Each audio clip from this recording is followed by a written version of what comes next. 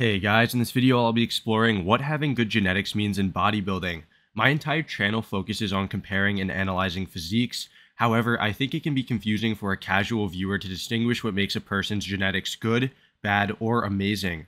I'll be going over the 4 defining aspects of what makes or breaks one's potential in bodybuilding, and those are the bone structure and frame, the muscle insertions, the potential muscle gain, or how fast one can put on muscle, and one's ability to get lean, or how lean one can get.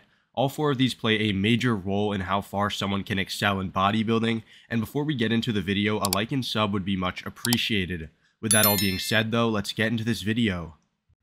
The first thing that I notice about a person or competitor's physique is their bone structure. The most important and defining characteristic of this component is definitely someone's height, as height plays a big role in someone's stage presence, as a taller competitor will be more dominant considering that they have the same muscularity and development as their shorter counterparts.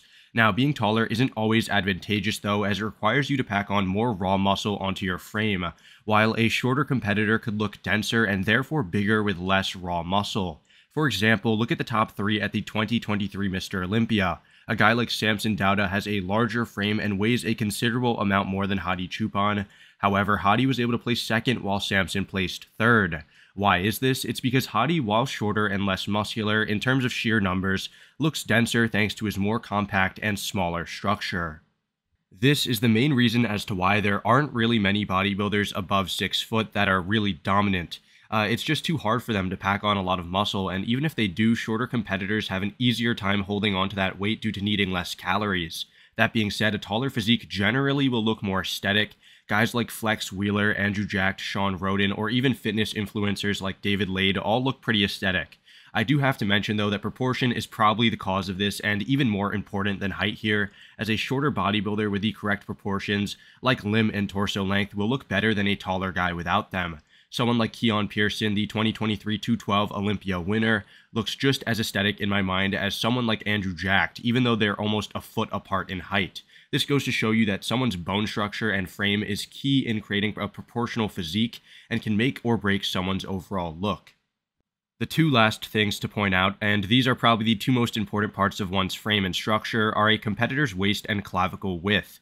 For the waist, this is normally the result of the size of the hips and cannot be changed. Someone with a wide waist but wider clavicles can create the illusion of having a great V-taper, an integral part of the physique, by building the shoulders and also the lats, I'd say.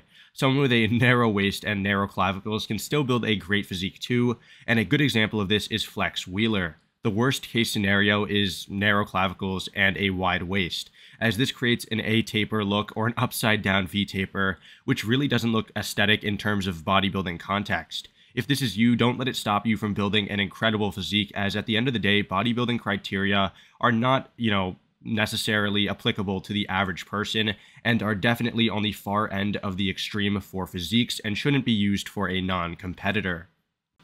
Having a good frame can only get you so far though, as muscle insertions are probably the second most important aspect of bodybuilding. The best example I can give to you is chest insertions. Here we have Arnold Schwarzenegger, the man who arguably has the best chest insertions of all time, and Terry Crews, who has an impressively developed but badly inserted chest. A casual viewer may think that both look great, and they really both do. Both have great levels of muscularity, however, Terry's gap and uneven insertions would be detrimental on a bodybuilding stage. In contrast, Arnold has a lowly inserted symmetrical chest, which, while not the most proportional, looks great from a judging standpoint. Here's a different example where a difference in insertions is not inherently bad, rather it's subjective. This is a front double of Phil and Kai from the 2012 Olympia, and here we are looking at their biceps specifically. You can see that Phil has less of a peak on his bicep, but it inserts closer to the elbow, while Kai has a much peakier bicep, but his insertions are much further from the elbow. Neither are better insertions-wise, however, one type can complement a physique more or less. In my opinion, their individual insertions complement and fit their respective physiques. However, let's look at an example of someone who has the worst case scenario. Here are 2 pretty familiar faces, Chris Bumstead and Ramon Dino at the 2023 Mr. Olympia. Once again, we have a battle of short versus long insertions, as Ramon has those long, less peaked biceps, whereas Chris has shorter but not any more peaked biceps. This is considered a worst case scenario for the biceps, as Chris not only has short ones, but he lacks those incredible peaks of, for instance, Kai Green or Ronnie Coleman. That hasn't stopped him from winning the Classic Physique Olympia 5 times though, and from building an incredible set of arms, which should serve as a reminder that even with less desirable genetics, one can build an incredible physique. Instead of focusing on your own weaknesses, focus on the strengths that you have. Although Ramon clearly has better, more aesthetic arms, Chris has superior quads, lats, and an incredible V-taper, which arguably makes the pose better for him. Almost all muscles have favorable and less desirable insertions. However, in my opinion, the most important to any physique are chest, lats, triceps, calves, forearms, quads, and especially abdominals. Speaking of the abdominal muscles, this is the last type of insertion that we're going to look at. There are many variations ranging from 4, 6, 8, and 10 abs, and these don't necessarily come symmetrical. Abs don't necessarily make or break a physique, however, as long as they, suit the body. For example, Ronnie Coleman had a 4-pack, which is probably the most undesirable variation. However, his sheer mass and freakiness overshadowed that weak point. Other guys like Jay Cutler had a lot of abs, however, they were unsymmetrical. That being said, he had great separation and development and built them, up very much. Certain insertions can be worked around like abs, whereas others can't, like chest or biceps, so keep that in mind. Ultimately, the focus of the competitor shouldn't be if they have good or bad insertions, rather they should focus on building up their body parts to, make the best potential physique. Speaking of potential, a person's potential ability to build muscle is a serious factor in how far someone can go in bodybuilding. There's a famous saying about how there's probably tons of people in your own gym on gear, however, you would never know. That's because, not everyone's a hyper responder to steroids like Kevin Levrone or Ronnie Coleman. In terms of natural lifters, the progression will always start off strong and slow down eventually, with gains being exponentially less and less over time. It is sort of difficult to determine your genetic potential for muscle size. However, a decent way to tell is if you generally hold weight easily. Someone with a fast metabolism might have a harder time continuously eating and therefore retaining muscle, whereas a person with a slower metabolism might have it easier.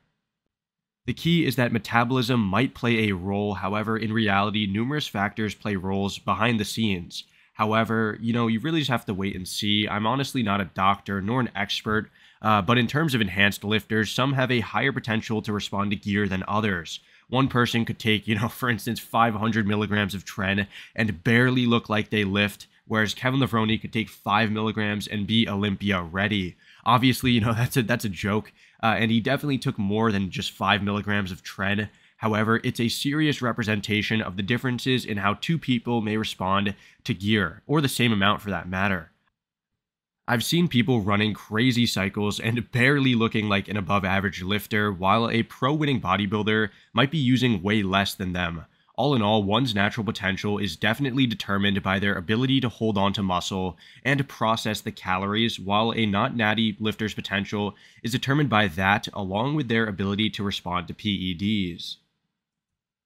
The last component of what makes someone's genetics good is their ability to get lean and shredded. Some people naturally hold less fat than others, and this is a survival mechanism or adaptation that has come about throughout our own existence in specific parts of the earth. Now, I am no expert or medical professional. However, it does make sense that genetically speaking, certain people would be more prone to storing fat than others. For instance, those that have ancestry that have lived in certain colder climates may be more prone to storing fat than those who have ancestry in hotter climates. This is probably the one that I am the least qualified to explain though, so I'm going to leave it at that for the quote-unquote how it works. If you guys do know how it works, please let me know down below. With that all out of the way, let's take a look at two bodybuilders that we looked at earlier, Samson and Hadi. Both have dramatically different physiques as we saw, however their ability to get lean or their conditioning is also much different. In bodybuilding, things like striations or deep cuts in the glutes and chest are clear indicators of someone's conditioning and ability to get shredded. While Samson has a pretty conditioned frontal half, his backside lacks the same shredded look of Hadi or even Derek Lunsford, the current Olympia champion. This can be attributed to the thicker skin over those certain muscle groups for Samson, but also his own limits.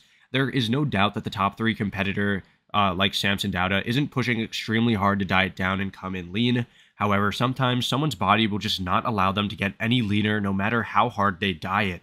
This is just one example though, and there are certainly many more examples to look at as well. Alright guys, that about sums it up for what makes someone's genetics good, bad, or amazing. All in all, a competitor really needs to have a good balance of all four in order to become a top tier bodybuilder. However, the average person should not really apply this to themselves. These criteria, which are frame, insertions, muscularity, and conditioning, are the four key components of bodybuilding and are what I look for in order to make judging decisions. Obviously, there's a lot of subjective bits and pieces to the pie. However, I try my best to always circle back to these four parts in order to judge objectively.